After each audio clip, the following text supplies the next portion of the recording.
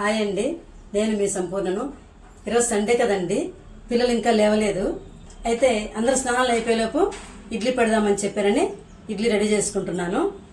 నిన్న కూడా ఇడ్లీ పెట్టాను, ఈరోజు కూడా ఇడ్లీ అంటే పిల్లలు ఇంట్రెస్ట్గా తినరు, అందుకోసం అని చెప్పని ఈరోజు క్యారెట్ ఇడ్లీ పెడదామని చెప్పని క్యారెట్, పచ్చిమిరపకాయ, ఎల్లిపాయలు ఇవి వేసేసి ఇడ్లీ పెట్టేద్దాం అనుకుంటున్నాను.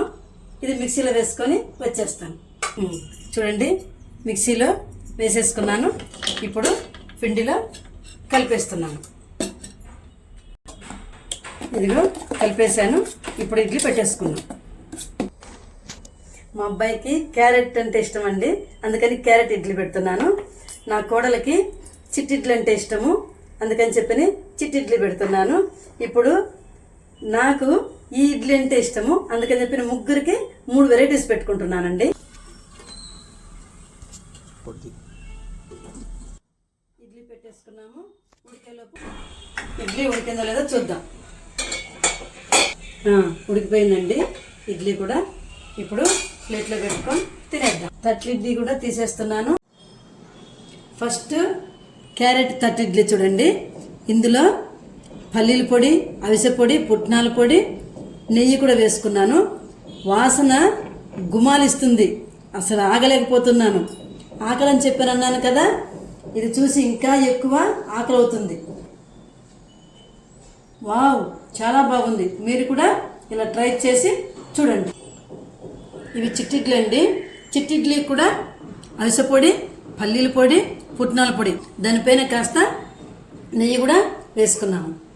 ఇవి కూడా వాసన అదిరిపోతుంది. చూడండి, తిని చూపిస్తాను. వావ్, ఇది ఇంకా చాలా బాగుంది.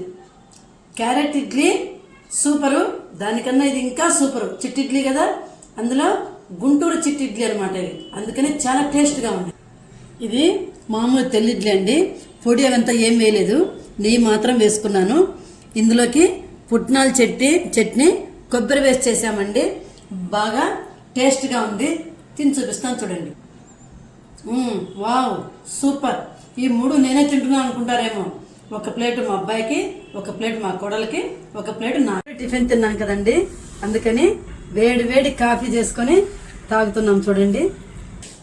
ఈరోజు మంచి టిఫిన్ తిన్నానండి, అది నోటిలో అలానే ఉంది టేస్ట్.